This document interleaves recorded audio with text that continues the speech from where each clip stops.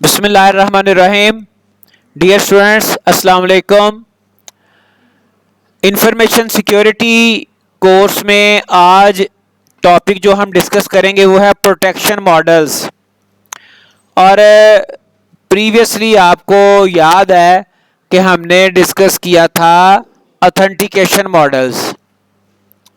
अब ये जो प्रोटेक्शन मॉडल्स हैं ये काफ़ी सारे सेट ऑफ मॉडल्स हैं और इनका पर्पस है protection of the system, protect करना उसको डिफरेंट वेज में, डिफरेंट हवालों से। और ये कोई एक मॉडल नहीं है, काफ़ी सारे मॉडल्स हैं। तो स्टार्ट करते हैं। In information security protection models refers to the various methods and techniques use to protect system and data. ऐसे मेथड और टेक्निक जो कि सिस्टम और डाटा को प्रोटेक्ट करने के लिए इस्तेमाल होते हैं। From unauthorised access, use, disclosure, disruption, modification और डिस्ट्रक्शन। अब इसमें बेशुमार इसके मालिशियस एक्टिविटीज आ जाती हैं। किस किस चीज से प्रोटेक्ट करना है? अनऑथराइज्ड एक्सेस से, अनऑथराइज्ड यूज से, disclosure of information, disruption of the system, modification of the data और डिस्ट्रक्शन ऑफ द सिस्टम और डाटा। ठीक है जी। तो ये डिफरेंट टाइप के जिस तरह के भी हमारे मालिशियस सेक्शंस हैं, हमारे सिस्टम को नुकसान पहुंचाने वाले जितने भी इवेंट एक्शन हो सकते हैं, उन सब के खिलाफ हमने प्रोटेक्शन अडॉप्ट करनी है। और उस प्रोटेक्शन के लिए डिफरेंट मॉडल्स अवेलेबल हैं। Here are some common protection models. Access control model, the very first, where we control the access to the system, either it is a physical access और system के software वगैरह को access करने की बात हो जाए या फिजिकल एक्सेस की बात हो। Confidentiality model, integrity model, availability model, defence in depth model, least privilege model, principle of least astonishment model. अब ये जो डिफरेंट मॉडल्स हैं, यहाँ पर 7 मॉडल्स की लिस्ट मौजूद है आपके सामने। इसमें हर मॉडल के फर्दर कुछ मॉडल्स भी हैं जो कि फॉर एग्जांपल एक्सेस कंट्रोल को इंप्लीमेंट करने के लिए यूज़ किए जाते हैं, कॉन्फिडेंशियलिटी को गेन करने के लिए, इंटेग्रिटी को अचीव करने के लिए, अवेलेबिलिटी के लिए और इस तरह से बाकी सब भी। सबसे पहला आ गया access control model. The access control model is a security model that governs how users are granted access to system resources and data. कैसे उनको इजाज़त मिलती है सिस्टम के रिसोर्सेज को, डाटा को एक्सेस करने की, किस बेस पर इजाज़त मिलती है, क्या उसका ग्रांट कैसे करते हैं, और उसको गवर्न करना और उसको अकॉर्डिंगली अप्रोप्रिएट वे में इम्प्लीमेंट करना, ये एक्सेस कंट्रोल मॉडल का काम है। For example, if the information resources और data is sensitive enough, तो ये सिर्फ उस बंदे को परमिशन मिलेगी जो कि उस इंफॉर्मेशन को, डाटा को डील करने का, टैकल करने का ऑथोराइज होगा। ठीक है जी। It determines the mechanism and rules for authentication, authorization and accounting in order to enforce proper access controls. 3 चीज़ें होती हैं: authentication, authorisation and accounting. Authentication से मुराद ये है, सिंपली अगर इसको हम डिफाइन करें, जिस तरह से ये यूनिवर्सिटी है, यहाँ पर कोई पर्सन मेन गेट से एंटर हो गया तो वो ऑथेंटिकेशन उसकी हुई तो वो एंटर हुआ। डेफिनेटली मेन गेट पे उसका कार्ड, उसकी जो आइडेंटिटी है वो चेक की जाएगी। Now what that person can do if that person is authorized to enter secrecy branch। ठीक है, यूनिवर्सिटी में तो वो आ गया, अब वो सिक्रेसी ब्रांच में एंटर होने का ऑथराइज है कि नहीं। अब वो किसी CS डिपार्टमेंट के क्लासरूम में जाके स्टडी करने का ऑथराइज है या नहीं, वो मैथ डिपार्टमेंट में जाके टीच करने का ऑथराइज है कि नहीं, ये बाद की बात है। फिर accounting, if the person is authorise, फिर उसको कितने नंबर ऑफ रिसोर्सेज को एक्सेस कर सकता है। अकाउंटिंग, उसकी काउंटिंग कह लें, अकाउंटिंग कह लें। In order to enforce proper access control, proper access control के लिए ये तीनों चीज़ें इंपॉर्टेंट हैं, authentication, authorisation and accounting. The goal of the access control model is to ensure that only authorized individuals or processes are allowed to access specific resources or perform certain actions. अब authorise हो गए और वो फिर किसी खास काम को परफॉर्म कर सकते हैं, एक्सेस कर सकते हैं सिस्टम को. There are several type of access control models including mandatory access control. अब इनके नाम से आपको आइडिया हो जाएगा. मैंडेटरी कहते हैं compulsory. Discretionary access control, discretionary कहते हैं जिसको बंदा हैप्पीली किसी को अलाउ कर दे. जैसे यूनिवर्सिटीज़ में, कैंपसेस में, इंस्टीट्यूशंस में कुछ गेस्ट आते हैं. Sometime they are not officials to perform some task, they are just visitors, they are here to met someone. ठीक है जी. डिस्क्रिशनरी, तो उनको डिस्क्रिशनरी तौर पर कोई सिस्टम, कोई चीज़ आप अगर यूज़ करने के लिए परमिशन देते हैं तो वो डिस्क्रिशनरी एक्सेस कंट्रोल में आएगी.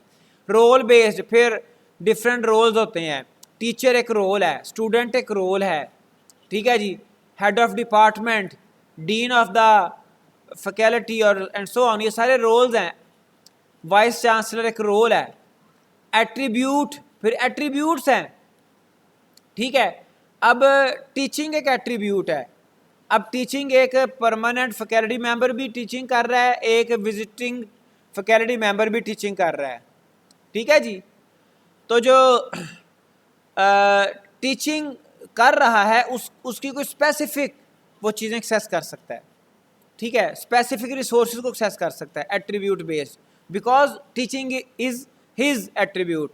रूल बेस्ड, फिर कुछ कवानीन हो सकते हैं. Okay. First of all is mandatory access control. This model assigns security labels, for example security classifications और लेवल्स.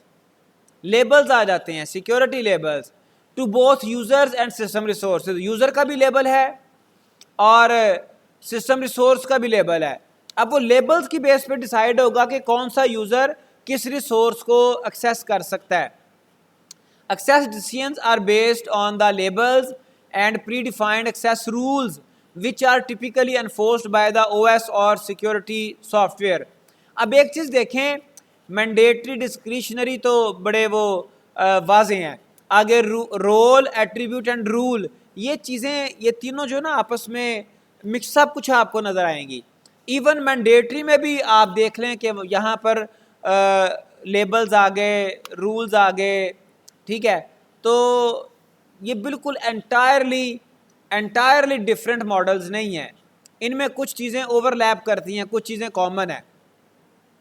तो बहरहाल ये सारे के सारे जो चीज़ें हैं, जो रूल्स हैं, ये ओएस अप्लाई करेगा या सिक्योरिटी सॉफ्टवेयर. वो कोई भी फायरवॉल हो सकता है, वो कोई और सॉफ्टवेयर हो सकता है. अब देखें यहाँ पर एक ही डायग्राम में 3 जो एक्सेस कंट्रोल मॉडल हैं वो डिफाइन किए हैं. पहला है मैक, मैंडेटरी. मैंडेटरी में क्या है जी, ये एक रेफरेंस मॉनिटरिंग हो रही है और इस मॉनिटरिंग में लेबल्स डिटरमिन किए जाते हैं. ठीक है जी. लेबल्स डिटरमिन करके if some user is labelled to access specific resource, फिर उसे परमिशन मिलती है कि वो आगे फर्दर रिसोर्सेज तक जाए. ठीक है. तो ये है मैक. ऑथराइजेशंस बेस्ड ऑन यूजर और group permissions and object labels. दोनों के लेबल्स के ऊपर ऑथराइजेशंस होती है. ऊपर आपके सब्जेक्ट्स हैं. सब्जेक्ट हमें पता है कि वो जो कुछ एक्शंस परफॉर्म करते हैं. ठीक है जी. और ऑब्जेक्ट्स जिनके ऊपर कोई एक्शन परफॉर्म होता है. Okay. Next is discretionary. Discretionary आपको बताया कि you are allowing some of subject just to happy him, क्या लें आप कह सकते हैं, just to please him, उसको आप खुश करने के लिए. In this model, access control decisions are left to the discretion of the resource owner.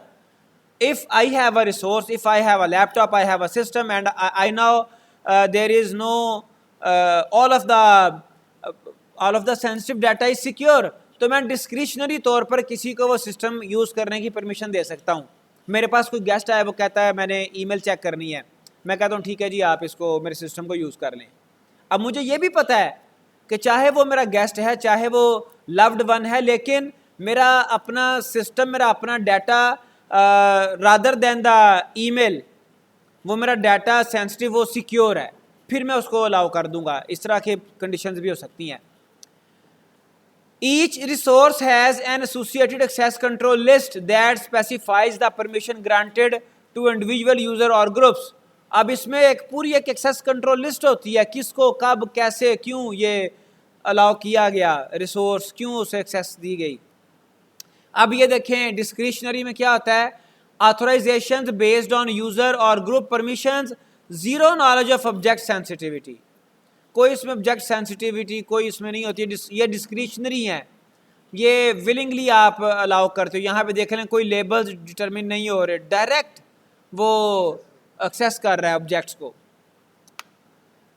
अब इसमें डिस्क्रिशनरी में देख लें ये होता है कि आप किसी यूज़र को कोई एक जो है वो रिसोर्स आप यूज़ करने की परमिशन दे रहे हैं और दूसरा रिसोर्स आप यूज़ करने की परमिशन नहीं दे रहे। It all depend upon the discretion. Role based, अब रोल क्या कहते हैं, रोल कहते हैं किसी का किरदार कह लें, किसी का डेजिग्नेशन कह लें।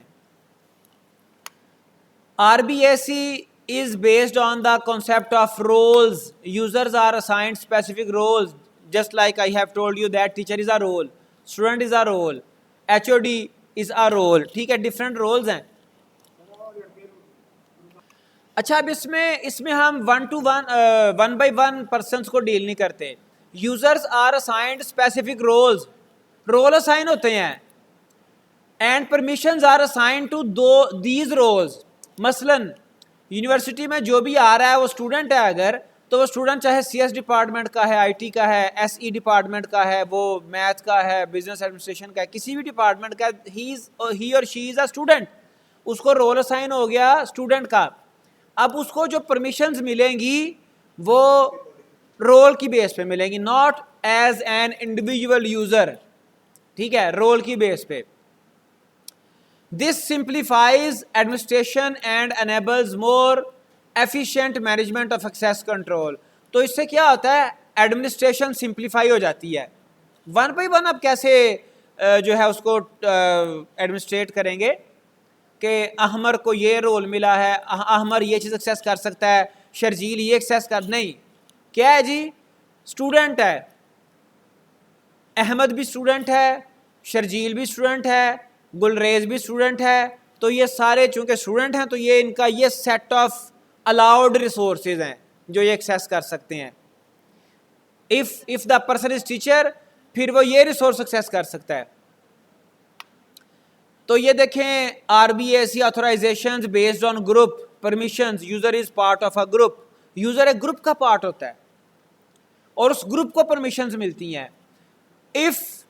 if due to some reason a single user is part of more than one group, might be possible एक बंदा उसी यूनिवर्सिटी में टीचर भी है और वह किसी और डिपार्टमेंट में कोई कोर्स भी कर रहा है, कोई डिग्री कर रहा है, ऐसा हो जाता है, पॉसिबिलिटीज़ हैं।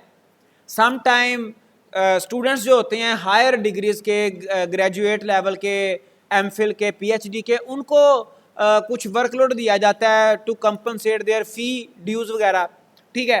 तो वहाँ पर फिर ऐसे यूज़र जो हैं उनके पास दो रोल हो जाते हैं और उनके पास ज़्यादा एक्सेस होती है। Anyhow, so the next it is also you can see this diagram कि इसमें कॉस्ट सेंटर रोल है, जॉब कोड रोल्स हैं, लोकेशन रोल्स हैं, डिफरेंट बेस पे रोल हो सकते हैं, ठीक है जी। Okay, now next is attribute based access control. अब एट्रीब्यूट भी, अब एक्चुअली रोल के अंदर भी तो एट्रीब्यूट ही होते हैं ना, लेकिन बहरहाल कुछ ऐसा भी हो सकता है कि डिफरेंट रोल्स हैं, फॉर एग्जांपल 10 डिफरेंट रोल्स हैं, अब उन 10 डिफरेंट रोल्स में कुछ कॉमन एट्रीब्यूट्स हों, ठीक है। तो वो जो हैं वो जो कॉमन एट्रीब्यूट्स हैं उनकी बेस पर आप एट्रीब्यूट्स की बेस पर एक्सेस अलाउ कर सकते हैं। ABAC takes into account various attributes और characteristics of users, resources and the environment to make access control decisions. Attributes such as user roles, time of access, location and data classification can be considered when determining access permission। तो इसमें multiple type के attributes आ सकते हैं। तो इन attributes की base पर ये जो आप देख रहे हो यूजर्स हैं, डिफरेंट पूल ऑफ यूज़र है, और फिर ये इनके एट्रीब्यूट्स हैं, इनकी बेस पर जो एक्सेस है वो दी जाती है, डिसीजन लिया जाता है। परमिशन एट्रीब्यूट्स की बेस पर आती है। Rule, now there are different rules. If the user want to access from this set of IP, user want to access from this region, then the user is allowed, otherwise not allowed.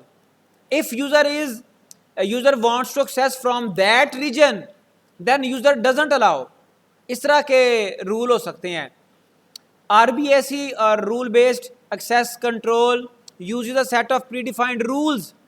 ठीक है जी, these rules are based on conditions or criteria specified in policies and are evaluated to determine whether access should be granted or denied। PayPal Pakistani नहीं access कर सकते, PayPal की facility को avail नहीं कर सकते, so it is a rule. ठीक है जी, okay, now it's some additional information about access control. Next is confidentiality model. Confidentiality में क्या है? कॉन्फिडेंशियलिटी हमने प्रीवियसली पढ़ा था, ये दूसरा मॉडल है। इसमें हमारी इंफॉर्मेशन की प्राइवेसी को इंश्योर किया जाता है। अब ये ऐसे मॉडल्स हैं जो कि इन प्राइवेसी ऑफ इंफॉर्मेशन को इंश्योर करने के काम आते हैं। A confidentiality model is a security model और framework that focuses on protecting the confidentiality of information, protecting the secrecy of information. Confidentiality का जो सिनोनिम आप कह सकते हो that is a secrecy, privacy भी कह सकते हो, but the technical term is confidentiality. Yes, it's a good question कि जो पहले वाले मॉडल्स हैं एक्सेस कंट्रोल, उनके जरिए से भी तो प्राइवेसी या कॉन्फिडेंशियलिटी को अचीव किया जाता है, but I already have told you के डिफरेंट जो मॉडल्स हैं वो ओवरलैप कर रहे हैं, और एक मॉडल एक से ज़्यादा पर्पसेस को अचीव भी कर रहा है, लेकिन फिर भी कुछ हैं स्पेसिफिक जो कि एक स्पेसिफिक टास्क कर रहे हैं। ठीक है, तो अभी आप देखेंगे कि हमारे पास कुछ मॉडल्स जो हैं वो रेप्लिकेट भी हो रहे हैं। वो एक मॉडल कॉन्फिडेंशियलिटी को भी अचीव कर रहा है, इंटेग्रिटी को भी अचीव कर रहा है। ठीक है, तो जो एक्सेस कंट्रोल है वो तो बिल्कुल जेनेरिक है ना, जेनेरिक। जैसे मैंने आपको बताया कि बंदा एक यूनिवर्सिटी में एंटर हो गया है, ठीक है जी, ऑथेंटिकेशन उसकी हो गई है।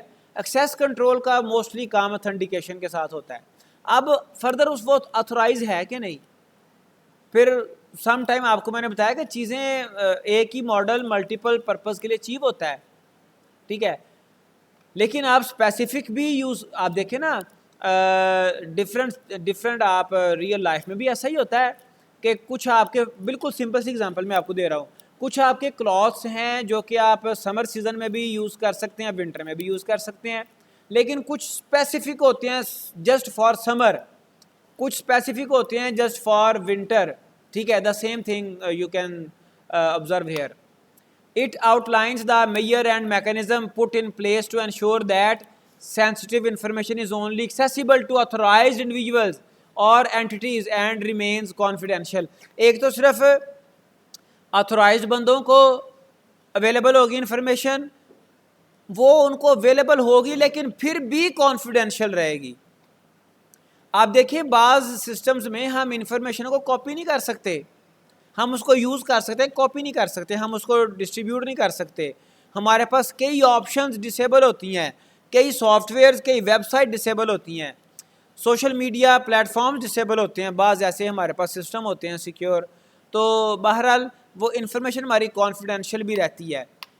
देर आर डिफरेंट मॉडल्स, कौन कौन से हैं? Bell LaPadula model, BLP Biba model, Clark Wilson model, lattice based model, non interference model.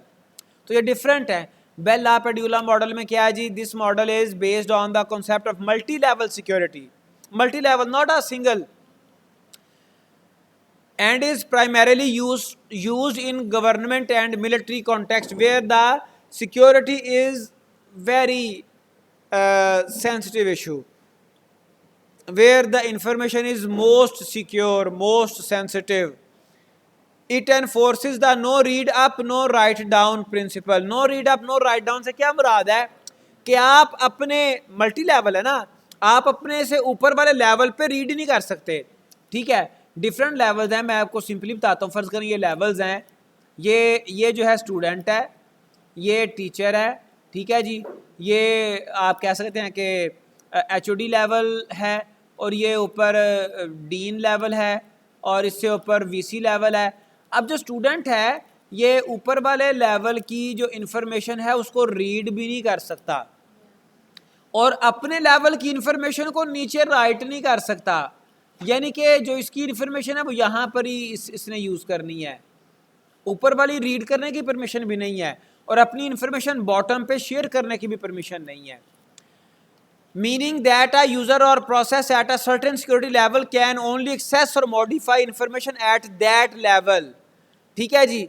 अच्छा, लोअर पे एक्सेस कर सकता है लेकिन लोअर पे राइट नहीं कर सकता, लोअर पे सिर्फ रीड कर सकता है, राइट नहीं कर सकता, ठीक है जी। तो ये आप देखें यहाँ पे डिफरेंट चीज़ों को उसने एक्सप्लेन किया हुआ है। Simple confidentiality rule, read only, आप अप नो रीड आप रीड नहीं कर सकते, आप अपने लेवल पे और बॉटम लेवल पे रीड कर सकते हो। नो राइट डाउन, आप ये राइट अपने लेवल पे आप कर रहे हो लेकिन डाउन राइट नहीं कर पा रहे। फिर ये क्या है जी, ये है no read write up down, ये अप डाउन रीड राइट भी नहीं कर सकता, सिर्फ अपने लेवल पे ही रीड राइट कर सकता है। तो इस हिसाब से ये काफ़ी सारे लेवल बन जाते हैं। No read up, no read down, no write up, no write down. तो इस तरह से कुछ कॉम्बिनेशन काफ़ी बन जाते हैं, लेकिन अभी हमने बात की है no read up and no write down, कि अप वाले साइड पे तो वो व्यू ही नहीं ना कर सकता, रीड ही नहीं कर सकता, और डाउन जो उसके लेवल्स हैं वहाँ पर वो राइट नहीं कर सकता। तो इसी सिंगल डायग्राम से चीज़ें आपकी समझ में आ जाएंगी। ओके, आ गया Biba model. The Biba model also based on multi level security, इसमें मल्टी लेवल सिक्योरिटी है, focuses on the integrity of information. अब देखें ये इंटेग्रिटी पे फोकस कर रहा है, लेकिन इसमें कॉन्फिडेंशियलिटी भी अचीव होती है। अब इसमें no write up no read down, upward आप राइट नहीं कर सकते, डाउनवर्ड आप रीड नहीं कर सकते, ठीक है। ensuring that information is not modified or accessed by entities with lower integrity levels। तो आप उसको lower integrity levels पे आप अगर आपके पास हैं तो आप इंफॉर्मेशन को मॉडिफाई एक्सेस नहीं कर सकते। अगेन ये वाले आपके पास डिफरेंट जो है वो रिस्ट्रिक्शंस हैं, ये अप्लाई की जाती हैं बीबा मॉडल में। आगे क्लार्क विल्सन मॉडल है, और Clark Wilson is design to ensure the integrity and consistency. देखें इंटेग्रिटी और कंसिस्टेंसी। अब कंसिस्टेंसी क्या है? कंसिस्टेंसी में यह है कि आपकी जो इन्फॉर्मेशन है ना वो चेंज मॉडिफाई नहीं हो रही, कंसिस्टेंट है। डिफरेंट डिपार्टमेंट्स में सेम इन्फॉर्मेशन अगर पड़ी हुई है तो वो चेंज नहीं है, वो सेम है, ठीक है जी। इंटेग्रिटी के मीनिंग में ये तकरीबन आती है। It emphasizes the use of well-formed transactions। अब well-formed transactions क्या हैं? कि आप कोई खुद से SQL क्यूरी नहीं बना रहे, क्यूरीज पहले से बनी बनाई आपके सामने मौजूद हैं। You just have to click a button, button click होने पे बैकएंड पे क्यूरी ही रन होनी है, लेकिन वो well-formed transactions हैं, well-formed क्यूरीज हैं। उससे बेनिफिट ये होगा कि सिर्फ जो पहले से क्यूरीज बना दी गई है ना ट्रांजैक्शंस वही रन होंगी, आप खुद से कोई ट्रांजैक्शन नहीं कर सकते, आप कोई जो है वो नहीं बना सकते, क्या कहते हैं उसे, खुद से कोई क्यूरी नहीं बना सकते। सेपरेशन ऑफ ड्यूटीज हैं यहाँ पर, ठीक है जी। सर्टिफिकेशन ऑफ इंटेग्रिटी है। लैटिस बेस्ड मॉडल, अब ये मल्टी लेवल मॉडल है, मल्टी लेवल सिक्योरिटी मॉडल है। Lattice based model provides a more flexible approach to confidentiality by defining a lattice structure. अब लैटिस स्ट्रक्चर कुछ इस तरह के स्ट्रक्चर्स होते हैं, आप जिस तरह से मर्जी, फॉर एग्जांपल आप मतलब लीनियर वे में, लीनियर मॉड्यूलर वे में आप सिक्योरिटी लेवल डिफाइन कर सकते हो। आपके पास मल्टीपल, इस रिसोर्स तक जाने के आपके पास मल्टीपल वेज हैं, ठीक है, फिर ये मल्टी लेयर आ गई, ठीक है जी, फिर और डिफरेंट मॉडल लैटिस, ये सारे लैटिस हैं डिफरेंट टाइप के। It allows for more granular access control, granular कहते हैं एट मोर स्मॉलर लेवल, आप हर स्मॉलर लेवल पे आके भी अपनी जो सिक्योरिटी को जो है वो टेक केयर कर सकते हैं। Okay, based on the sensitive of information and the need to know principle, एक तो है सेंसिटिविटी ऑफ इंफॉर्मेशन, इस बेस पर आप सिक्योरिटी अप्लाई कर, दूसरा है नीड टू नो। पंजाबी में वो एक हम जुमला बोलते हैं, पंजाबी में क्या बोलते हैं जी, जिस पिंड जाना नहीं उधर राह क्यों पूछिए। अब किसी बंदे को अगर कोई उसका काम नहीं है, उसको किसी स्पेसिफिक रिसोर्स के साथ उसकी कोई इंटरेक्शन नहीं है, तो आप उसको उस रिसोर्स के बारे में बताएंगे ही नहीं, उस रिसोर्स का रास्ता दिखाएंगे ही नहीं। Need to know principle, if someone need to know about some resource because he और she have to perform some task, फिर तो आप उसको बताएंगे, ठीक है। अगर नहीं तो फिर आप उसके साथ शेयर ही नहीं करेंगे, ठीक है जी। अभी प्रीवियसली किसी ने ऑफ द रिकॉर्ड पूछा था डार्क वेब क्या होता है। डार्क वेब क्या है जी, ये आपकी वो वेबसाइट्स हैं जो कि आपके जो सर्च इंजन्स के ऊपर वो रैंक ही नहीं होती, वो फाइंड आउट ही नहीं होती, ठीक है। वहां पर नीड टू नो प्रिंसिपल है, because those websites are just for specific customers, clients, और मोस्ट ऑफ द टाइम उनको बड़े खतरनाक किस्म के मकासद के लिए समटाइम इस्तेमाल किया जाता है, स्मगलिंग के लिए और ये गैम्बलिंग वगैरह के लिए, और इस तरह के इससे भी डेंजरस।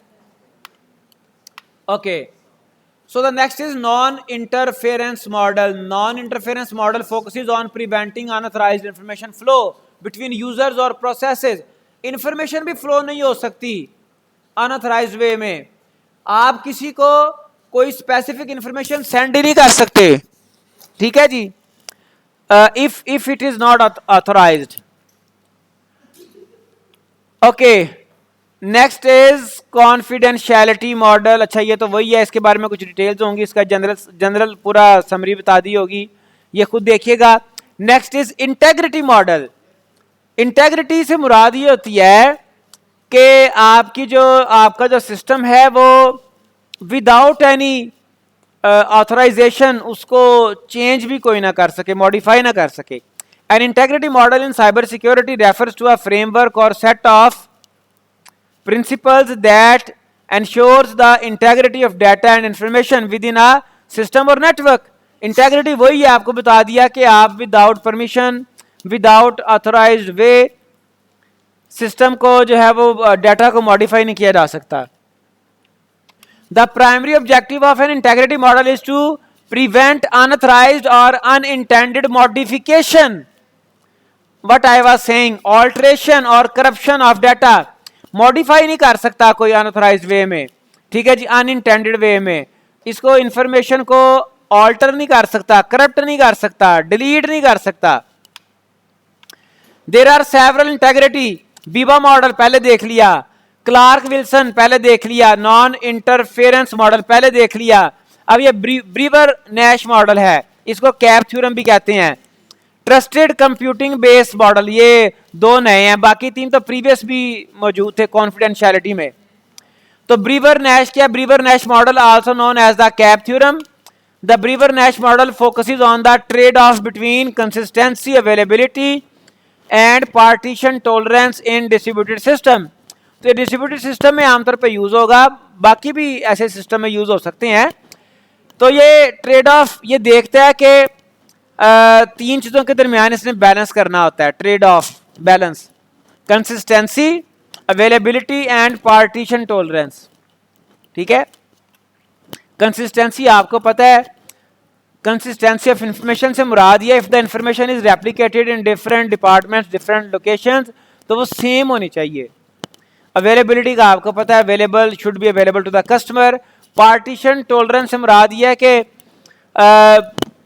सम टाइम जहाँ पे हमारे होते हैं ना डिस्ट्रीब्यूटेड सिस्टम, वहाँ पे हम अपने डाटा को, इंफॉर्मेशन को अपने वो पार्टीशन में रखते हैं, तो वहाँ पर आपका जो सिस्टम है वो इस तरह से उसकी पार्टीशन हो कि उसमें कोई कॉम्प्लेक्सिटीज अनोमलीज ना आए. It states that it is impossible to achieve all three properties simultaneously in a distributed system. तो किसी ना किसी जगह पे आपको कोई ना कोई किसी ना किसी लेवल को जो है वो समझ लें कि कॉम्प्रोमाइज करना पड़ता है. ठीक है, कंप्रोमाइज का मैं बता देता हूं आपका मतलब. देखें, अगर आप राइटिंग कर रहे हैं, hand writing, if you are writing something, तो अगर आप स्पीड से राइट करेंगे तो फिर आपका वो नीटनेस नहीं आएगी. और अगर आप नीटनेस पे फोकस करेंगे, अपनी राइटिंग पे, उसकी खूबसूरती पे फोकस करेंगे, ठीक है जी, तो फिर स्पीड पे कंप्रोमाइज करना पड़ेगा. तो ये इन तीनों को साइमल्टेनियसली अचीव नहीं किया जा सकता. According to this model we have to find some appropriate balance.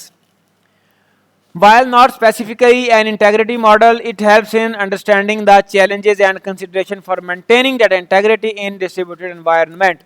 तो ये इतना कह रहा है जी फोकस नहीं है इसमें इंटेग्रिटी पर, लेकिन इसके जरिए से हम अचीव कर लेते हैं.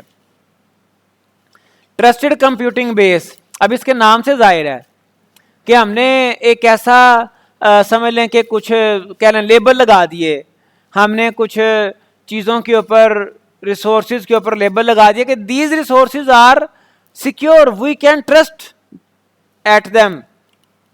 The TCP model focuses on defining and protecting a trusted computing base which includes the hardware, software and firmware components that are essential for system integrity. It ensures that critical components are tamper proof and protected from unauthorised modification. तो अगर कोई ऐसा system है, ऐसा component है, hardware है, software है, firmware है, जिसके बारे में पता है कि वो टेम्पर प्रूफ है, उसमें कोई प्रॉब्लम नहीं आनी, मालिशियस कोड ये वो इस तरह की चीज़ें नहीं है, then we can trust, then we can use that resource without any hesitation. Then the next is availability model. Now availability से मुराद ये, यहाँ पे कुछ ऐसी प्रैक्टिसेस होंगी जो कि सिस्टम को अवेलेबल रखने में रोल प्ले करेंगी. The availability model in cyber security refers to a framework और set of principles that ensure the continuous availability and accessibility of system, networks and resources to authorised users. हमने previously देखे थे denial of services और distributed denial of services. उसमें क्या होता है जी, उस अटैक में क्या होता है कि जो ऑथोराइज्ड यूजर्स हैं उनको सर्विसेज डिनाई कर दी जाती हैं. क्यों? क्योंकि सिस्टम के ऊपर अनऑथराइज्ड काफी ज्यादा रश होता है. ठीक है, जिसकी वजह से जो एक्चुअल यूजर्स हैं वो भी सर्विसेज को अवेल नहीं कर पा रहे होते. Just to let down the server, just to defame the service provider. वो अटैकर्स हैं, अपोनेंट्स कह लें या कंपेटिटर्स कह लें, वो जनाब सिस्टम के ऊपर, सर्वर के ऊपर बॉट्स के ज़रिए से रिक्वेस्ट सेंड करते हैं. तो उसके अगेंस्ट अवेलेबिलिटी मॉडल जो है वो वर्क करता है. The primary objective of an availability model is to prevent और मिटिगेट डिसरप्शन, डाउन टाइम और denial of service attacks that could impact the availability of critical services. तो इन तीन तरह के अटैक्स हैं. डिसरप्शन भी वही है, डाउन टाइम जब सर्वर डाउन होता है, डिनायल ऑफ सर्विस, इससे भी मुराद यही है कि सर्विस गेंज नहीं हो रही, तो इसके अगेंस्ट जो है ना ये वर्क कर रहा होता है. Here are some common elements and consideration: redundancy and failover, load balancing, fault tolerance. अब ये क्या है जी, ये कुछ कंसिडरेशंस हैं. These are considerations. Redundancy and fail, redundancy कहते हैं कि सेम सर्वर को आप रिडंडेंट बना रहे हो, मतलब दो सर्वर हैं, फिर सर्वर दो हैं, ज्यादा हैं, उस लोड बैलेंस कर दिया ताकि अगर कोई एक्स्ट्रा ट्रैफिक आए भी तो उसको कंपनसेट किया जा सके. फॉल्ट टॉलरेंस, फॉल्ट टॉलरेंस हमारे ऐसे सर्वर होते हैं जो कि फॉल्ट के अगेंस्ट खुद ब खुद ही जो है वो प्रोएक्टिव वे में वो वर्क कर रहे होते हैं, उसको फाइट कर रहे होते हैं. So the first one is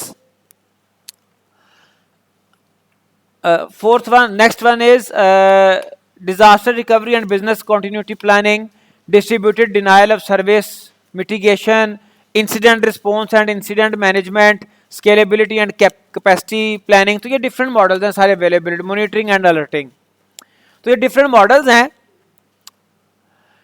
okay, first one is redundancy and fail over. Implementing redundant system, networks or components to ensure that if one fails, another can take over seamlessly without any hurdle, रोला पायों बगैर, ठीक है, चुपके से वो जनाब अगर एक सिस्टम फेल होता है तो दूसरा जो बैकअप प्लान है वो वर्क करना शुरू कर देता है, ठीक है जी।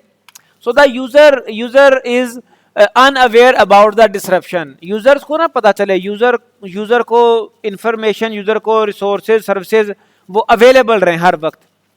This includes redundant power supplies, network link, servers and data centres. पूरा आपने एक सेपरेट सिस्टम ही ऑफर किया हुआ है।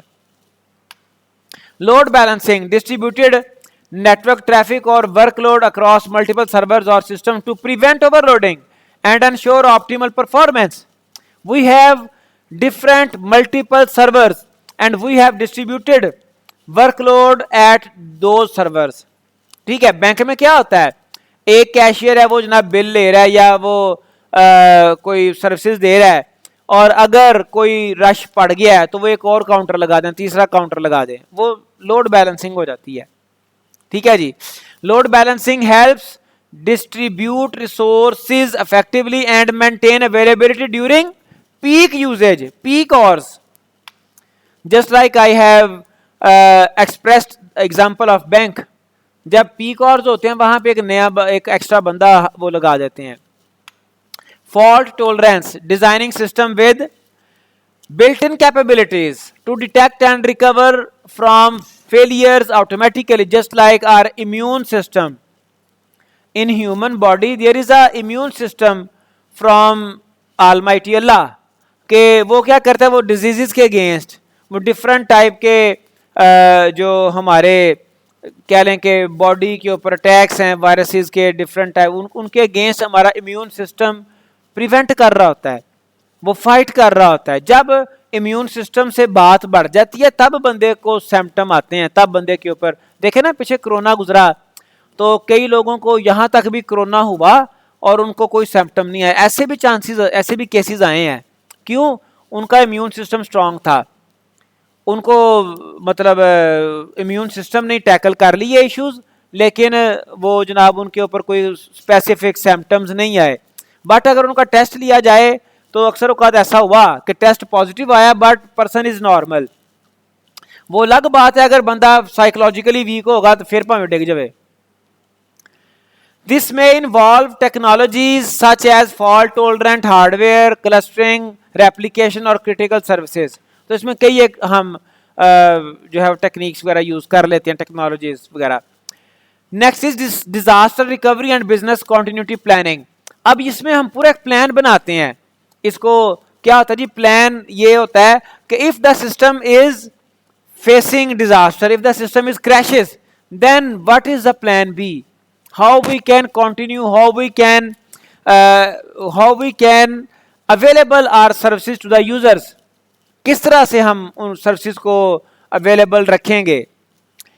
Developing comprehensive plans and processes to recover systems and services in the event of a major disruption or disaster. If there is a major disruption, system आपका पूरा ही crash कर गया है, then how you could manage? This includes data backups, off-site storage and predefined procedures for system recovery and business resumption. Distributed denial of service mitigation, implementing measures to detect and mitigate DDoS attacks which aim to overwhelm system और network, जो system के ऊपर rush कर देते हैं with a flood of traffic और request, उसको detect करना है हमने। कैसे डिटेक्ट करेंगे? अगर सेम ही टाइप की रिक्वेस्ट आ रही हैं बहुत सारी, then might be possible these requests are from some bot, ठीक है जी। Okay, this may involve traffic analysis. We have to analyze the traffic. We have to check the type of request, rate limiting or deploying DDoS protection services. तो कई उसकी further techniques भी हैं। Incident response and incident management, if some incident happens, कुछ हो गया है, disaster आ गया है, तो उसको रिस्पॉन्स कैसे करना है, उसको मैनेज कैसे करना है। Establishing incident response procedures to quickly identify and respond to incidents that affect availability, जो अवेलेबिलिटी को अफेक्ट कर रहे हैं उनको आपने क्विकली आइडेंटिफाई करना है और उसके अगेंस्ट रिस्पॉन्ड करना है। हमारा सिस्टम अवेलेबल नहीं रहा, किस वजह से अवेलेबल नहीं रहा, उन चीज़ों को डिटेक्ट करेंगे और रिस्पॉन्ड करेंगे। This include incident detection, containment, investigation and recovery processes, scalability and capacity plan. Now it is very important to achieve availability. If there are some rush hours or peak hours, then what should happen? फिर scale up होना चाहिए system, ठीक है। Scale up क्या होता है कि हमारे रिसोर्सेज ही बढ़ गए हैं, जैसे मैंने आपको बैंक का बताया। एक नया जो आप कैशियर डिप्लॉय करते हैं वो आपने अपने रिसोर्सेज को स्केल अप किया है, बढ़ाया है। और अगर आपके रश आवर्स नहीं है, पीक टाइम नहीं है, तो आप एक बंदा वहां से हटा देंगे। That concept is called as scale down. And capacity planning भी यही है, ensuring that system and infrastructure can scale up और डाउन टू हैंडल इंक्रीजिंग और fluctuating demands. If the demand is increased, if the service requests are more, then we should be capable to scale up our system or otherwise scale down. This involves monitoring resource utilization, capacity planning and ensuring adequate resources are available to meet user demands. Next, monitoring and alerting. अब ये तो simple है ना, कई system में ये इस्तेमाल हो सकता है। मॉनिटरिंग एंड अलर्टिंग में ये है कि वो ट्रैफिक को मॉनिटर कर रहा है। if the requests are more than the capacity, then the system will alert to the admin or whatever the responsible. Implementing a robust monitoring system to proactively detect and respond to availability issues. This includes real-time monitoring of the system health, network performance and service availability, along with alerting mechanisms to notify administrators of potential issues. जो भी किसी issue का administrator है, responsible बंदा है, उसको alert किया जाएगा। ठीक है जी, तो ये थे अवेलेबिलिटी मॉडल्स। तो I think it is more enough. तो अभी हमारे पास कुछ और मॉडल्स भी हैं, उनको हम नेक्स्ट लेक्चर में डिस्कस करते हैं। राइट नाउ टेक केयर, अल्लाह।